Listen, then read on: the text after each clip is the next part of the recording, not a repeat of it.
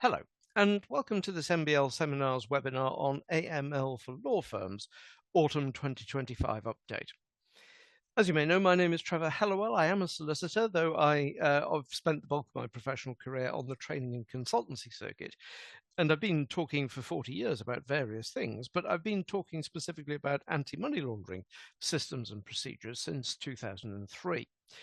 And whenever I start talking about money laundering, I always feel the need to mention all the financial crimes to which we're subject. I've tried to put them all on this slide. I may have missed a few, but I've put money laundering at the top of the list to make the point that if we're doing our money laundering job properly, which is obviously what we're here to discuss in this webinar, then I think to some extent that answers the vast majority of the rest of these criminalities.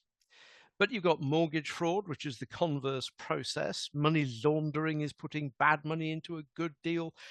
Mortgage fraud is putting good money into a bad deal. But either way, there's a deal in the middle, and we have to have our eyes in the backs of our heads to stop anything going wrong.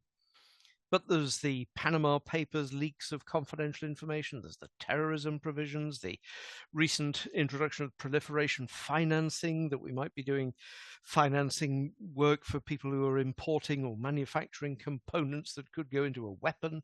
We need to be ascertaining how much of a risk that may be. We've got the sanctions lists.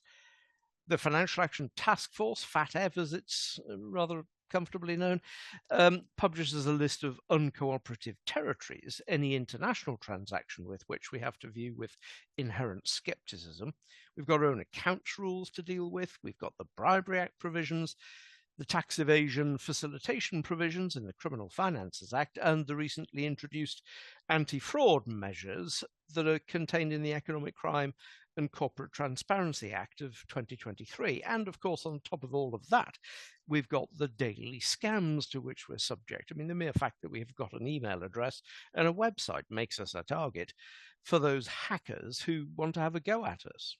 And the more insidious identity fraud is something that we all need to be susceptible to. And of course, these scams and frauds have been latterly improved by the advent of AI. So we've got to be even more vigilant than ever we have.